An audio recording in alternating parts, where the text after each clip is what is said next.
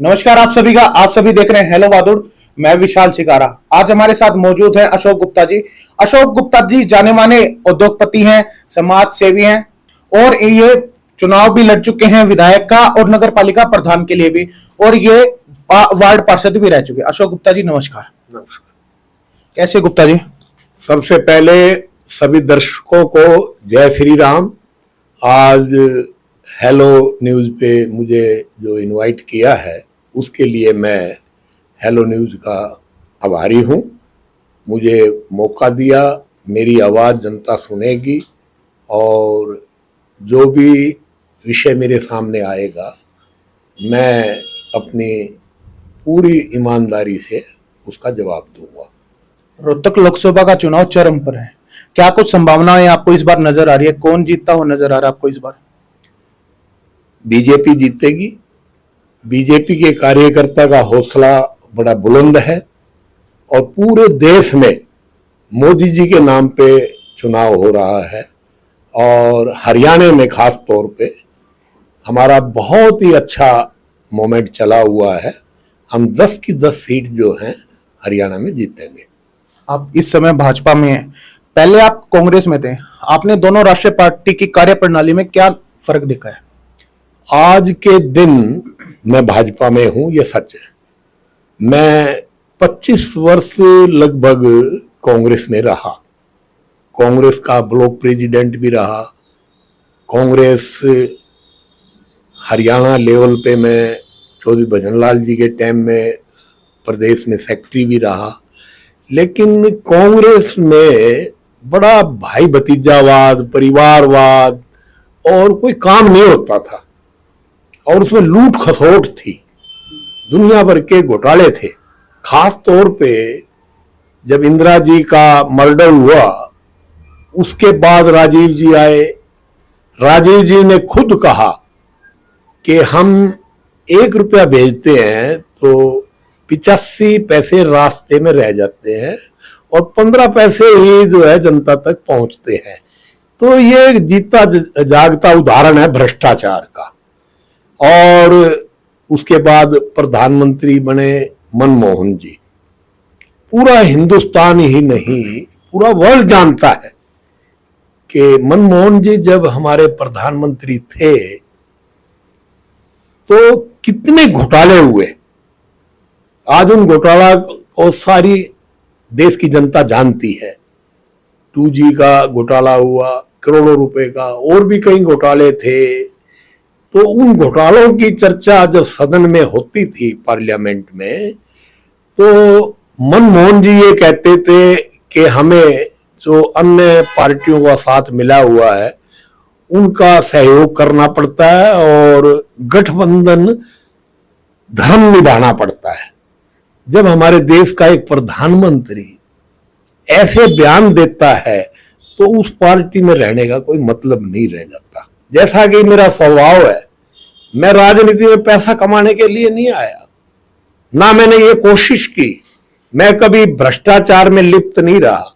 नगर पालिका का मैं चेयरमैन रहा, लगभग 9 महीने में चेयरमैन रहा था। कोई एक भी भादरगढ़ का नागरिक या कर्मचारी या कोई भी पार्षद मुझे ये कह दे कि गुप्ता जी ने नगर परिषद के बजट में से 5 रुपए भी निकाल कर गबन किया है, तो मैं आज ही राजनीति से नहीं, जनता के कहने पे फांसी के फंदे पर लटकने को तैयार हूं। तो मैंने जब ये देखा कि मोदी जी एक अच्छे इंसान हैं और उन्होंने गुजरात में एक मॉडल पेश किया है और उनको मौका मिला, तब मैंने बीजेपी ज्वाइन की। जैसे आपने बताया ये वेस्ट जुआ ड्रेन, मैं मानता हूं ये मेरे रिश्तेदार ने बनाया है और मैंने इसमें बहुत सहयोग किया। क्यों किया? कि मेरा क्षेत्र अनाज मंडी है। तो ये क्या भ्रष्टाचार नहीं है? कोई भ्रष्टाचार नहीं है। अगर कोई एक भी आदमी ये साबित कर दे कि मैंने बदलों में 5 रुपए अपने किसी ठेकेदार से लिए या किसी एजेंसी से लिए, तो मैं इस्तीफा देने के लिए तैयार हूं और 5 रुपए अगर मैंने लिए हैं तो 5 लाख रुपए मेरे से जुर्माना लिया जाए और मैं उसको देने को तैयार हूं। मेरा इसमें कोई भ्रष्टाचार नहीं है। और इसकी एक मैं आपको जिंदी मिसाल देना चाहता हूं। ऐसा ही प्रोजेक्ट सोनीपत में पड़ा है आज भी, पिछले 10 साल से। वहां पे किसी ने टेंडर लिया तो छोड़ के भाग गया, फिर दूसरा टेंडर हुआ छोड़ के भाग गया, फिर तीसरा टेंडर हुआ छोड़ के भाग गया। आज भी ऐसे ही बदरों की तरह सोनीपत में नाला आज भी गंदगी का ढेर बना हुआ है। लेकिन बहादुरगढ़ में मैं गारंटी करता हूं, बनाया है PRL कंपनी ने। मुझे कोई संकोच नहीं है ये कहने में, लेकिन मेरी देख रेख में बना है, क्योंकि मैं वहां पार्षद था। मैं अन्य अपने उन एरिया के पार्षदों को साथ रखता था। और इसमें पूरी सीमेंट टाटा का लोहा, ये 50 साल तक भी नाला टूटेगा नहीं, इतना मजबूत नाला बना हुआ है। और सारे शहर की गंदगी खत्म हो गई है। और आपने देखा होगा, जब किसान आंदोलन था, आरक्षण था, सारा रोड इस पे डाइवर्ट हुआ। इस रोड से जितने भी व्हीकल है वो सारे इस रोड से जाते थे। आज भी HNG के पास, सेक्टर 9 के पास 60-60 टन की गाड़ियां भर के नाले की छत पे खड़ी कर देते हैं और वो छत टूटती नहीं। ये एक लैब टेस्ट नहीं, हमारा फिजिकल टेस्ट है कि 60 टन वजन जिस छत पे 10-10 ट्रक खड़े कर दिए जाएं और वो छत आज 19 से लेके आज 24 आ गया, 5 साल हो गए, आज तक जरा सी एक कंकर भी छत की टूटी नहीं है। तो ये एक साबित होता है कि इसमें पूरी सीमेंट लगी है, पूरा लोहा लगा है और पूरा मजबूत चैनल बना है। और जब मजबूत चैनल बन गया तो भ्रष्टाचार का मतलब ही नहीं है। अगर इसमें भ्रष्टाचार होता तो सीमेंट नहीं लगती, अच्छा लोहा नहीं लगता, तो ये टूट जाता। और मैं आपको कहता हूं कि जब तक मेरी जिंदगी है, आगे आने वाले लोग देखेंगे ये नाला नहीं टूटेगा। और इस नाले में एक बात मैं आपको और बता दूं, कम से कम 12 वार्डों का, जिसमें छिल्लर छिकारा, नई बस्ती, अनाज मंडी, काट मंडी, अग्रवाल कॉलोनी और उधर का सारा सेक्टर 9 के पास का धर्म विहार पूरा एरिया, संत कॉलोनी, मॉडल टाउन, बराई रोड और आपका महावीर पार्क, आपका जो है ये टीचर कॉलोनी, ये जितना भी इनका नालियों का, नालों का, बरसाती पानी, रोजाना गंदगी जितनी है सारी इस बदरों के अंदर डाली जाती है ऑटोमेटिकली।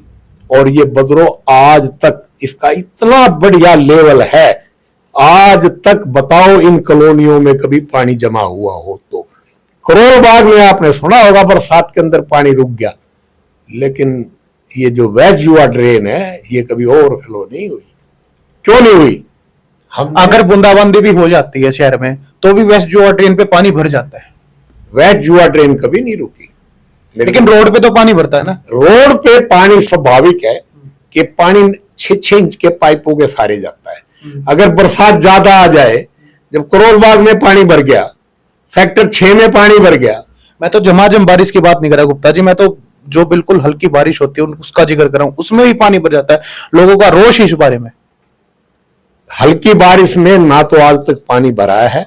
इसमें एक कमी मैं मानता हूं कि इस नाले के दोनों तरफ, खास तौर पे जो बस्तियां 2 हैं, उन बस्तियों वालों ने पटड़ी पे अपने घर बना रखे हैं और रोजाना वो पानी अपना नहाने धोने का सड़क पे खिंडाते हैं, तो वो पानी जो है जमा हो जाता है। लेकिन उस पानी को निकालने के लिए 2 इंच पानी है, वो उसको बहाव के लिए जो है नाले तक पहुंचने के लिए टाइम लगता है। और वो ही एक वजह है जो आप मेरे को बता रहे हो। आपने मेट्रो का जिक्र किया। मेट्रो कांग्रेस की सरकार में पास हुई, बननी शुरू हुई, आपकी सरकार में बन गई, लेकिन अभी तक मेट्रो का आगे कोई विस्तार नहीं हुआ है। आपके जो प्रत्याशी हैं अरविंद शर्मा जी, वो कहते हैं कि मैं सापले तक ले जाऊंगा, लेकिन अभी तक एक पिलर भी नहीं लग पाया आगे तक। इतना टाइम हो गया। देखो, मेट्रो का प्रोजेक्ट मैं आपको गारंटी से कहता हूं कि अगले 5 साल में सांपले तक मेट्रो जरूर जाएगी। 2019 में भी कहा था उन्होंने। 2019 में कहा था, उसका सर्वे हो चुका है, बड़ा लंबा प्रोसीजर है। सर्वे गुप्ता जी सिर्फ केएमपी तक हुआ, सांपला तक नहीं हुआ। तो केएमपी तक जो सर्वे हुआ है, पहले ये केएमपी तक ही बनेगी, लेकिन उसके बाद बजट के हिसाब से फिर ये सांपले तक जाएगी।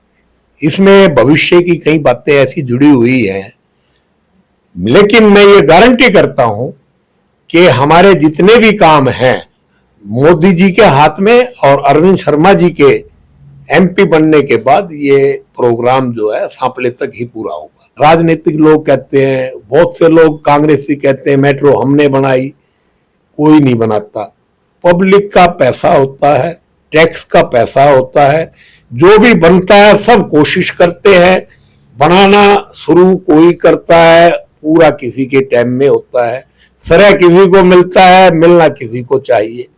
आपकी हरियाणा में ट्रिपल इंजन सरकार है, सांसद आपके बीजेपी के डॉक्टर अरविंद शर्मा 9.5 साल हरियाणा सरकार को हो चुके हैं, लेकिन अभी तक जो हालात बहादुरगढ़ के सड़कों के हैं वो बहुत निंदनीय, बहुत खराब है। उनका क्या कुछ हो सकता है? मैं ये दावे से कह सकता हूं कि लगभग 9.5 साल में 1700 करोड़ रुपया जो है हमारे शहर में झज्जर तक रोड बना है, और ये नारा नारी रोड बना है, और केएमपी पूरा हुआ है, और शहर के जितने भी वार्डों के हैं सब में आरसीसी की सड़कें बनी हैं। लेकिन अभी अभी ताजा आपने देखा होगा डिग्गी वाला रोड बहुत अच्छा बना है, सेक्टर 6 के जो डिवाइडर रोड हैं वो भी सारे बन गए हैं, और मंडी के सारे रोड बने हैं। रेलवे रोड जो है बहुत बढ़िया है हमारा। वेस्ट डिवाइडर रोड जो बनी है, इसके दोनों रोड से पूरा ट्रैफिक पास होता है। अगर आपको चंडीगढ़ जाना है तो आप नारा नारी रोड से लेफ्ट हो जाओ, बड़े आसान से आपका जो है टाइम बचता है, और आप वेस्ट जुआ ट्रेन को यूज करके रोहतक जा सकते हो, दिल्ली जा सकते हो। इससे ज्यादा प्रोजेक्ट और इतनी बढ़िया सड़कें क्या बनेंगी। रेलवे रोड हमारा बढ़िया है, शहर का रोड हमारा बढ़िया है। नजफगढ़ रोड कभी बंसीलाल के टाइम में, कांग्रेस के टाइम में एक्सीडेंट होते थे, नौजवान हमारे एक्सपायर हो जाते थे स्कूटर खड्डों में गिर के। आज जो है देखो झाड़ोदय तक रोड कितना बढ़िया है। पहले एक बात थी कि हरियाणा से जब हम दिल्ली में एंटर करते थे तो ये पता लगता था दिल्ली आ गई, क्यों कि दिल्ली की सड़कें बढ़िया थी। लेकिन आज उल्टा है, जब से केजरीवाल आया है, जब हम हरियाणा से दिल्ली में जाते हैं तो रोड प्लेन है, लेकिन जैसे ही दिल्ली में घुसते हैं खड्डे शुरू हो जाते हैं। ये पता लग जाता है कि अब केजरीवाल की दिल्ली आ गई है। इतना फर्क है बीजेपी में और दूसरी सरकारों। आपने जज्जर रोड का जिक्र किया, ग्राउंड जीरो की अगर बात करें तो जज्जर रोड नहीं, गड्ढों में रोड है। ये आज की बात है, लेकिन झज्जर रोड पहले बहुत बुरी दशा थी। आपको याद होगा मनोहर लाल जी ने अपनी पहली टर्म में झज्जर तक रोड बिल्कुल प्लेन और बहुत बढ़िया बनाया था। बादली का रोड जो है गुड़गांव पेलपा होते हुए और पूरे गुड़गांव तक बहुत बढ़िया बनाया था, और झज्जर से गुड़गांव तक बादली होते हुए रोड आप देखो कितना शानदार रोड बना है। और गडकरी जी ने तो पूरे हिंदुस्तान में इतने अच्छे रोड बनाए हैं। 6 घंटे का सफर आप यूपी के रोड देखो, मेरठ रोड देखो, रुड़की रोड देखो, और ये केएमपी देखो, और उससे आगे के रोड देखो, और बम्बे हाईवे देखो, जयपुर हाईवे देखो। आपने बीजेपी के टाइम में जयपुर हाईवे का रन जो 6 घंटे का होता था वो 3.5 घंटे में पूरा हो रहा है। चंडीगढ़ का देखो कितने अच्छे रोड बने हैं, और गडकरी जी ने पूरे हिंदुस्तान में कम से कम जो है 15 लाख करोड़ रुपया जो है स्ट्रक्चर पे लगाया है। इससे बड़ा कोई काम जितनी सूझबूझ से गडकरी जी ने आदरणीय मोदी जी के नेतृत्व में जो किया है, कितने फ्लाईओवर बने हैं, कितनी यूनिवर्सिटी बनी है, कितने एम्स बने हैं, एक मिसाल है। हम बीजेपी के राज से संतुष्ट हैं, और 10 साल में हुआ है ये काम। कांग्रेस ने अपने 55-60 साल के टाइम में क्या किया है? सिर्फ एक लूट, पाकिस्तान से डरना, मुस्लिम कंट्री से डरना, आज हिंदुस्तान का नाम पूरे वर्ल्ड में है। किसकी वजह से है? मोदी जी की वजह से है। किसकी वजह से है? भाजपा की वजह से है, हमारे लीडरों की शक्ति की वजह से, हमारे रक्षा मंत्री राजनाथ जी की वजह से है। आज हम दुश्मन को, उग्रवादियों को उनके गढ़ में घुस के मारते हैं। सर्जिकल स्ट्राइक आपने देखी होगी, उसमें हमने जो है 400 के करीब उग्रवादियों को मारा था। मुझे याद है शिवराज पाटिल देश के जो है रक्षा मंत्री थे, होम मिनिस्टर उनके पास प्रभार था। पहला बम फटा करोल बाग में, दूसरा बम फटा कनाट प्लेस में, तीसरा बम फटा लाजपत नगर में। हर 15 मिनट के बाद 3 बम फटे और शिवराज पाटिल जी अपने ड्रेस को चेंज करके हर बार नई ड्रेस पहन के आते थे। आज कहीं बम फट रहा है? धारा 370 हटाई है। मैडम मोहम्मद, मुफ्ती मोहम्मद कहती थी कि श्रीनगर में आग लग जाएगी, हम पाकिस्तान में मिल जाएंगे, हम आग लगा देंगे। हमारे अमित शाह जी ने, नरेंद्र मोदी जी ने, जिन्होंने एक टाइम लाल चौक पे श्रीनगर में झंडा लहराया था तिरंगा, और ये शपथ ली थी कि हम हिंदुस्तान में से कश्मीर में धारा 370 हटाकर यहां पे एक सरकार बनाएंगे जहां अच्छे से जो है लोगों को रहने के लिए जन्नत मिलेगी। वहां पे कुदरत ने जन्नत बनाया है। उग्रवादियों की वजह से वहां पे बड़ा डर लगता था लोगों की। आज जो है वहां पे 34% पोलिंग हो रही है, जहां 14% होती थी कांग्रेस के राज में। आज 34% पोलिंग हो रही। ये किसकी देन है? ये मोदी जी की देन है। एक पत्ता भी नहीं हिला। फारूक अब्दुल्ला ये कहता था ये जास्ती है, ये जुल्म है। मुफ्ती मोहम्मद ये कहती थी आग लग जाएगी अगर 370 धारा हटाई तो। आपके सामने है, पत्ता भी नहीं हिला। कहां है वो पत्थर मारने वाले? हमारे फौजियों को पत्थर मारते थे और कांग्रेस वाले ये कहते थे छोटी मोटी हरकतें तो होती रहती हैं। आज कहां है पत्थर मारने वाले? पाकिस्तान, श्रीलंका, बांग्लादेश, ये हमारे पड़ोसी राज हैं, उनकी हिम्मत नहीं है। आज जो पाकिस्तान पहले हमारे ऊपर अटैक करता था, आज उसके हाथ में भीख का कटोरा है। उनकी हिम्मत नहीं मोदी जी के होते हुए पाकिस्तान का कोई एक भी आदमी भारत की तरफ बुरी नजर से लगा दे। आज अमेरिका, रशिया, फ्रांस, इंग्लैंड, बड़े बड़े कंट्री जो हमारे देश की सारी धरोहर को लेके चले गए, आज मोदी मोदी के नारे लगते हैं। आज उनको हिंदुस्तान के नाम से खौफ है। मैं आदरणीय मोदी जी को प्रणाम करता हूं कि उन्होंने हमारे भारत का गौरव पूरे वर्ल्ड में बहुत आगे बढ़ाया है।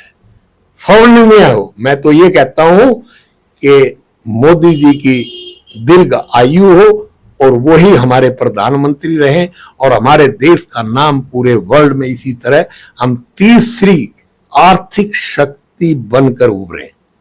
गुप्ता जी, आपने जिक्र किया मोदी जी का विदेश में डंका बजता है, ये होता है, लेकिन अगर फैक्ट की बात कर ली जाए तो टॉप 10 करेंसी में यूएस डॉलर आता है।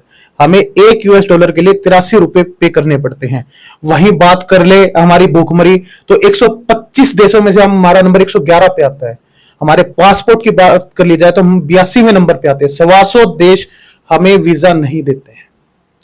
पहले से हमने बड़ी तरक्की की है। आज हम कह सकते हैं कि कांग्रेस के टाइम में आम जनता की बात छोड़िए, मनमोहन सिंह की पगड़ी उतार के भी चेक किया गया था, लेकिन आज रशिया ने यह कह दिया बिना वीजा के आओ हमारे देश में। ये मोदी जी की वजह है। और आने वाले टाइम में 5 साल ये मोदी जी बनेंगे, अवश्य बनेंगे। जब आप देखना, लेकिन प्रेस फ्रीडम इंडेक्स में, हैप्पीनेस इंडेक्स में भी तो हमारी गिरावट हद से ज्यादा हो रखी है इस समय। ये कुछ टाइम के लिए कमी आ जाती है, लेकिन टोटल मिला के आप जब देखोगे भारत का नक्शा आज हम चांद पे चढ़ गए हैं। जहां कोई नहीं चढ़ा, दक्षिणी ध्रुव पे आज तक कोई नहीं चढ़ा, अमेरिका भी नहीं चढ़ा, रशिया भी नहीं चढ़ा, लेकिन हमारे वैज्ञानिकों ने नरेंद्र मोदी जी के आह्वान पर पहली बार हम विफल हुए, लेकिन दूसरी बार हमारे वैज्ञानिकों ने डंका बजा के चांद पे चढ़ के ये साबित कर दिया है कि हिंदुस्तान जो पहले हथियार मंगाता था, हमारी फौज को ऐसे हथियार दिए जाते थे, ऐसी बंदूक दी जाती थी जिसमें जंग लगा हुआ होता था। अगर वो ये कह देते थे ये बंदूक ठीक नहीं है, आधुनिक बंदूक दो हमें, तो वो ये कहते थे कोई बात नहीं, अगर बंदूक नहीं चलती तो उसको ऐसे लाठी के लिए यूज करो। ये बयान होते थे कांग्रेस के टाइम में। आज हमारे जवानों के पास बढ़िया खाना है, बढ़िया रहने के लिए जगह है, पूरे बॉर्डरों को हमने सील किया हुआ है, वहां पे हम बस्तियां बना रहे हैं, कॉलोनियां बना रहे हैं, मॉल बना रहे हैं, सड़कें बनाई हैं हमने बॉर्डर के ऊपर। और हमारे प्रधानमंत्री जी अपनी दिवाली, अपनी होली, राजनाथ जी फौजियों के बीच में मनाते हैं दिवाली, उनका हौसला बढ़ाने के लिए। उनको डाइट चार्ट जो है 5 स्टार डाइट चार्ट मिलता है, और फौजियों को इजाजत है कि उग्रवादी को देखते गोली मार दो। आपने डाइट चार्ट का जिक्र किया, इसके एक जवान है यादव जी, जिन्होंने वाराणसी से पिछली बार नामांकन भी दाखिल किया था और उनका रिजेक्ट हो गया था। उन्होंने सिर्फ ये दर्शाया था कि हमें किस तरह का खाना मिलता है, उसी बात पे उनको निलंबित कर दिया गया था। ये एक सोची समझी चाल थी। उसके बाद किसी ने क्या कोई ऐसा किया है? ये एक सोची समझी चाल थी कि हमें ये मिलता है। वो फौजी तो एक यादव नहीं, लेकिन अगर ये आप मुझे बताइए गलत है या सही है? अगर वो दिखा रहा है कि हमें इस तरह का खाना मिल रहा है, मैं किसी पर्सनल बात पे किसी को डिग्रेड नहीं करना चाहता, उसकी कोई प्रॉब्लम रही होगी, लेकिन मैं ये कहता हूं कि 10 साल से बीजेपी की सरकार है, हमारी सेना का मनोबल बढ़ा तो वो बिना खाने से बढ़ गया क्या? आज हर गांव में, जैसे बहादुरगढ़ में, फिर झज्जर में, फिर रोहतक में इतनी बढ़िया कैंटीन बनी हुई है। हमारे जो जवान हैं उनको तो मिलता ही है सब कुछ, लेकिन जो हमारे रिटायर भाई हैं, रिटायर फौजी हैं, उनको भी कैंटीन से आधे रेट पे जो है सामान उपलब्ध होता है खाने पीने का। इतनी सुविधा हमारी सरकार ने की है। और मैं आपको एक बात और बता दूं, सबसे बड़ी डिमांड हमारे हरियाणा की एक डिमांड थी 1 रैंक 1 पेंशन। गुप्ता जी, आपके बारे में कहा जाता है आप भले ही वैश्य समाज से हो, लेकिन आप खुद को राजपूत समाज का मानते हो, और जिसकी भी सरकार आती है आप उसकी तरफ हो जाते हो। इस पे आपका क्या कहना है? मुझे गर्व है कि हमारा जो बहादुरगढ़ क्षेत्र है, बादली है, झज्जर है और इधर सांपला है, ये जाट बाउल क्षेत्र है। मैं कभी भी कास्टिज्म पे जो है राजनीति में बात नहीं की। मेरे पास किसान आया तो मैंने उसको सबसे पहले अपना भाई समझ के उसकी मदद की है। इसीलिए 8000 किसानों ने मुझे 2005 में एमएलए के चुनाव में वोट किया। 13 गांव में, सांखोल में, मेहंदीपुर में, डाबोदे में, कसार में, सिद्दीपुर में, बरौने में, आसोदे में, मांडोठी में, खैरपुर में, खुरमपुर में मैं राजेंद्र जून को, नफे सिंह को हरा रहा हूं। ये रिकॉर्ड की बात है। तो उन्होंने वोट मुझे क्यों दिया? वो मुझे अपना भाई मानते हैं। रेलवे रोड पे जब स्पीच हुई, चुनाव का भाषण हुआ, तो मुझे मांडोठी, मेहंदीपुर, डाबोदा और आसोदा और दूसरे बरहई, इन गांवों का पता था कि यहाँ पीने का पानी नहीं है, यहाँ नहरों में पानी नहीं है। तो हमारे यहाँ इनके गांवों के साथ लगभग 70 गांवों को दोनों तरफ से ये हुड्डा नहर फीड करती है। तो मेरा मन ये था अगर मैं विधायक बना तो इस नहर को डबल करवा के और इसकी कैपेसिटी पानी की जो है 2-3 गुना ज्यादा करवा के, क्योंकि हमारे किसान जो धान लगाते हैं पानी के बिना त्रेड़ पड़ जाए, क्योंकि मैं भी किसान हूं। भादुगढ़ में मेरी लगभग 40 एकड़ जमीन कृषि योग्य है और वो 40 की 40 एकड़ जमीन में कल्टीवेट करता हूं। सरसों भी बोते हैं, धान भी बोते हैं, गेहूं भी बोते हैं। मेरी टांडेडी में जमीन है, साखोल में जमीन है, परनाले में जमीन है, आसोदे में जमीन है, जाखोदे में जमीन है। तो मुझे पता है किसान के दर्द का। तो मैंने अपने भाषण में ये कहा था, मुझे विधायक बना दो, मैं आपके ये सूंडवे जो है ये उठाने नहीं दूंगा। अगर किसी ने सूंडवा उठाया तो उसका इलाज करूंगा। हम सरकार से कहेंगे कि पहले हमारे खेतों को पानी दो। हमारा 35 लाख फुट पानी जो पंजाब में रह जाता है, हमारा वो दो। जब तक आप वो पानी नहीं देते, हमारे खेत में अगर धान में पानी की जरूरत है, त्रेड़ फट गई, हम अपना नुकसान बर्दाश्त नहीं करेंगे। हम हुड्डा की नहर से पानी देंगे, कोई रोक नहीं सकेगा। मुझे विधायक बनाओ, लेकिन समय का तकाजा है। मुझे 13,000 वोट मिले, मैं वो बात पूरी नहीं कर सका। लेकिन जहां किसानों ने मुझे 8,000 वोट दिए, शहर वालों ने ये कहा कि हमारी तो बात ही नहीं करता है, तो बात ही किसान की करता है। शहर में मुझे वोट 5,000 मिले, तो 13,000 में थोड़ी आजाद उम्मीदवार। दुर्भाग्य ये रहा कि जितने भी ये एमएलए बनते हैं, ये मेरी टिकट को जो है ना पहले काट देते थे। एक घोटाला का आरोप आप पे लगता है। शहर के जज्जर मोड़ पे कुंदन सिनेमा है, वहां 100 करोड़ जमीन के घोटाले का आप पे आरोप लगता है। इस पे आपका क्या कहना है? बिल्कुल झूठ है। नफे सिंह का मेरे पास फोन आया था कि ये जमीन तेरे मामा की है, ये मेरे को दिलवा दे, ये जमीन मैं खरीदना चाहता हूं। तब तक हमने 10 दुकानें कबाड़ी मार्केट में बेच दी थी। मैंने कहा भाई हम जमीन नहीं बेचेंगे, ये मेरे मामा की जमीन है। और हमारा प्रोग्राम जो है, जब हम खुद बेचने में प्रॉपर्टी के डिवाइड करके एज पर रूल दुकानें काट के बेच सकते हैं, तो तेरे को क्यों दें। 1957 में और 1958 में पूरी जमीन की हमारे पास रजिस्ट्रियां हैं, इंतकाल है, जमाबंदी है। 1962 में सारा शहर देखता है। 1962 में हमारी कोठी बनी 1200 गज जगह में, जिस जमीन को वो सरकारी बता रहा है। 1957 में कुंदन टॉकीज बना। हर साल उसका जो है रिन्यू होता है लाइसेंस, और हाई कोर्ट में इसके केस में हम जीत चुके हैं। मुख्यमंत्री जी ने इस पे इंक्वायरी दी थी अभय चौटाला जी के विरोध करने पर। विधानसभा में क्वेश्चन हुआ था, उसकी इंक्वायरी में नरेंद्र दलाल हमारे तहसीलदार थे, पीडब्ल्यूडी के हमारे एक्शन और नगर परिषद के ईओ, तीनों ने वहां जाके बयान दिए हैं कि ये सरकारी जमीन नहीं है। और आज भी हमारे पास आरटीआई में तीनों डिपार्टमेंट से एनओसी है, और हमने वहां बैंक बनाया है, कपड़े का शोरूम बनाया है, 8 दुकानें बनाई हैं, और आज हमारा कब्जा है 1957 से लेकर आज तक। अशोक गुप्ता जी भाजपा के प्रत्याशी हैं, हमारे मौजूदा सांसद भी अभी तक।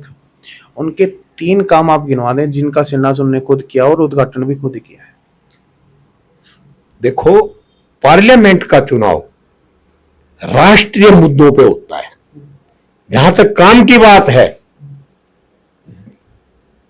अरविंद शर्मा जी के पास मैं जाखोदे गांव के आदमियों को लेके गया था कि रेल कॉरिडोर जो बन रहा है ये गलत तरीके से निकाला गया है।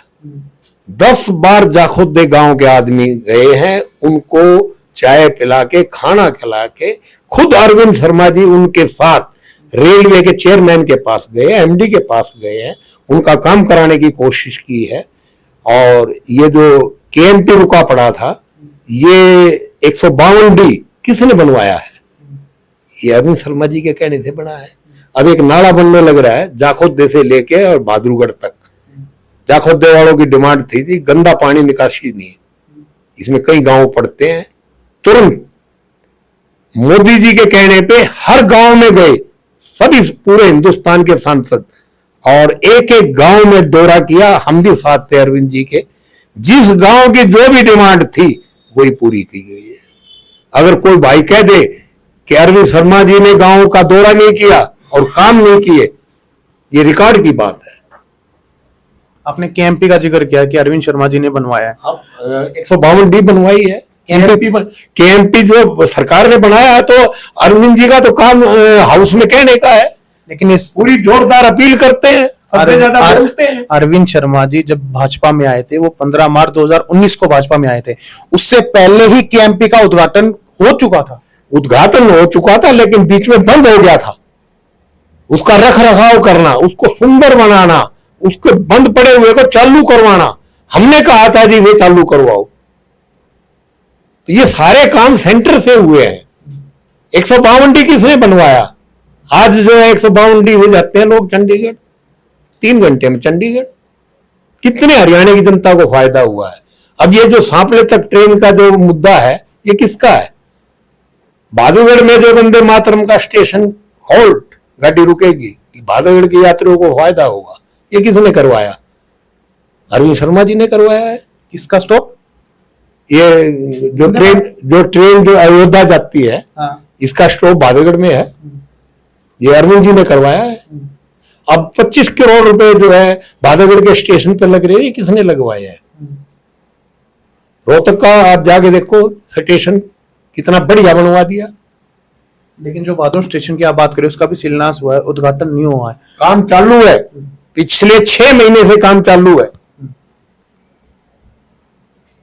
मैं कहता हूं कि अरविंद शर्मा ने करवाया है, और हर गांव में जाके लोगों से पूछा अपने काम बताओ, और वो काम करवाए हैं।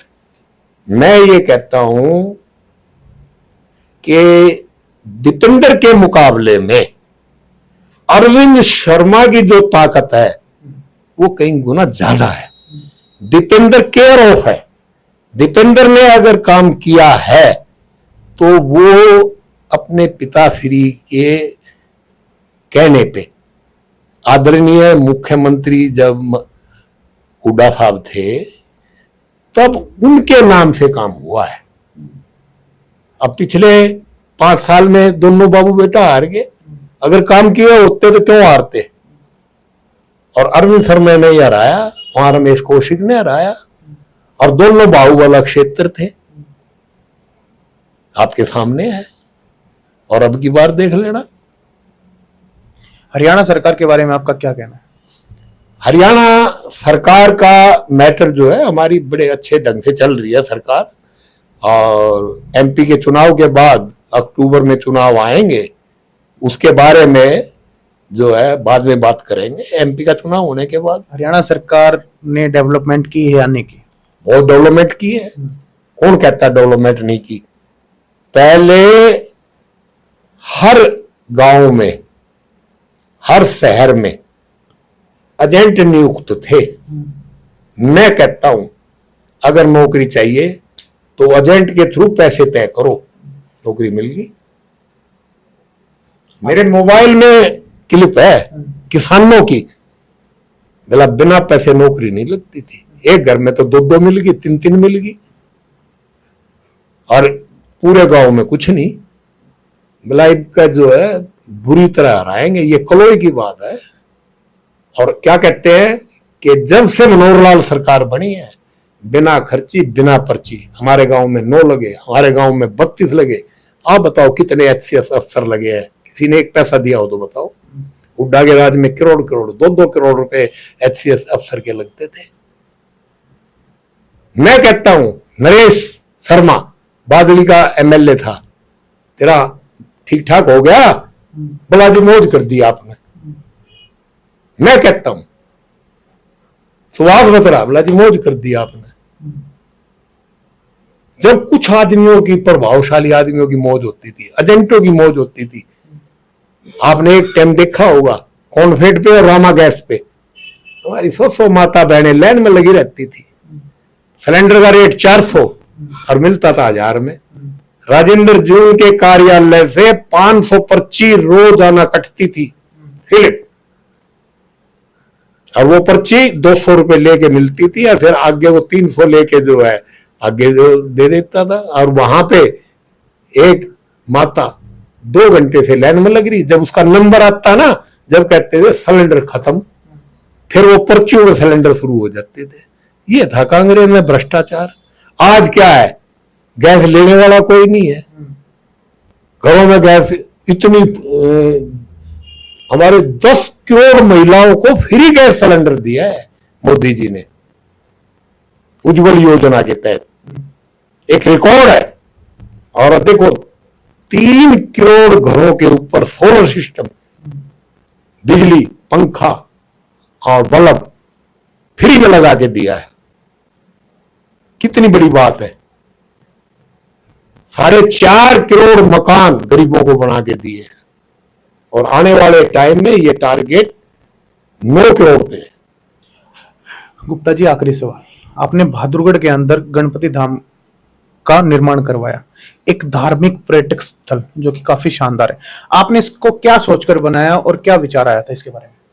मैं जब 11 साल का था तो मैं भगवान शिव की पूजा करता था, और 1981 में मेरे नाना दुलेड़े गांव के कुंदनलाल गुप्ता हुआ करते थे, उनका स्वर्गवास हो गया। तब मैं बम्बई गया था, तो उन्हीं दिनों वहां पे गणपति उत्सव चल रहा था, तो मैं वहां 1-2 बार गया। इस मौत के सिलसिले में अपने नाना जी की वहां क्रिया करी, और दूसरे वहां सैड सेरोमनी में, और तो मैंने देखा कि गणपति उत्सव बड़े उल्लास से और लाखों की तादाद में मनाया जा रहा है। तो शिव भगत में था ही, तो मैंने इस बारे में बड़ी गहराई में जाके सोचा कि गणपति जी की इतनी पूजा हो रही है, ये क्या कारण है। तो मुझे ये पता लगा कि गणपति जी को, पार्वती माता को भोलेनाथ जी जो तीनों लोक के मालिक हैं, हर हर महादेव, उन्होंने पार्वती माता को वचन दिया था कि मैंने गणपति जी का सिर धड़ से अलग कर दिया था और हाथी का सिर लगा के इसको जिंदा कर दिया। तो पार्वती माता ने कहा इसका तो कोई ज्यादा वो नहीं है, तो बकराल रूप बन गया, कौन इसको पूछेगा। तो उन्होंने कहा नहीं, उन्होंने एक अपने टाइम में अपने हिसाब से एक धार्मिक जो है, ये कहूंगा आज की भाषा में, एक प्रेस नोट रिलीज कर दिया कि सबसे पहले गणपति जी की पूजा होगी। आज कोई भी शादी होती है, कोई भी नया मकान बनता है, कोई भी सनातन धर्म में अच्छा कार्य होता है, शुभ कार्य होता है, तो सबसे पहले गणेश जी की पूजा होती है। तो वहां से मैंने ये आइडिया लिया कि बम्बई में जब गणपति उत्सव बनता है तो मैं बहादुरगढ़ में भी, ताकि लोग जो बम्बई नहीं जा सकते, मेरे बहादुरगढ़ की प्यारी प्यारी जनता, हमारी माताएं, हमारी बहनें, हमारे नौजवान साथी और बहादुरगढ़ के निवासी, उसमें 36 बिरादरी है, यहाँ गणपति का मंदिर बनाऊंगा और गणपति उत्सव हर साल मनाया जाता है। और हजारों औरत अपने सिर पर गंगा जल रख के गणपति जी के पैर धोती हैं, और देसी घी के कम से कम ये समझो 100 टीन देसी घी के लड्डू बनते हैं, 10 बोरी बेसन, 10 बोरी चीनी, और 25 से 30 हजार आदमी जो है गणपति उत्सव जो सितंबर के बीच में आता है, अभी भी आने वाला है 3-4 महीने में, तो हजारों लोग आते हैं। और संडे को जो है रोजाना हलवे का, देसी घी का प्रसाद बनता है, और 3-4 सवामणि जिनकी मंगत पूरी होती है वो सवामणि चढ़ाते हैं, और तांता लगा रहता है। आप गणपति धाम में जाके देखो, शाम के टाइम में फुहारे चलते हैं, पार्क बने हुए हैं, वहां पे जो है हॉल बने हुए हैं, तो बड़ा अच्छा वो है, मेरे को तो आनंद मिलता है। ये मंदिर जो बना मैंने नहीं बनाया, ये मंदिर भगवान ने बनवाया है। कोई भी मंदिर बनता है देश में वो ऐसे ही नहीं बनता, भगवान पहले ही तय कर देता है कि इस आदमी को पैसे दो। भगवान ने मेरे को बहुत पैसे दिए, गणपति इंडस्ट्रियल एरिया बनाया, बड़े पैसे दिए। लोगों ने बड़ी कोशिश की कि जगह एक्वायर करवा दो, अशोक गुप्ता को इसकी टांग खींचो, लेकिन मारने वाले से बचाने वाला बलवान होता है। 2 बार मैंने ये जमीन जो है कुदरत के सहयोग से 2 बार इक्विजिशन से छुटवाई और मेरे को बड़े पैसे मिले, और मैंने जो पैसे मिले वो मंदिर में लगा दिए। मैंने क्या किया, मैंने तो भगवान के आर्डर को मानना है ना, और कोई मंदिर बना लो ना। मेन रोड पे इतना ऊंचा भाव है आप सोच नहीं सकते। 2 एकड़ 10,000 गज जगह में गणपति धाम मंदिर बना हुआ है, और ये दुनिया का सबसे पहला, और गणेश जी की प्रतिमा सबसे ऊंची तस्वीर बहादुरगढ़ में है। मेरे को तो भगवान ने ये आशीर्वाद दे दिया कि भाई ये मंदिर मेरे हाथ से बनवा दिया। मैं तो भोलेनाथ के चरणों में बार बार नमन करता हूं, और बहादुरगढ़ वालों को इस मंदिर में पूजा करने का और दर्शन करने का मौका मिल गया। आपका बहुत बहुत धन्यवाद गुप्ता जी। बहुत बहुत धन्यवाद। जय श्री राम।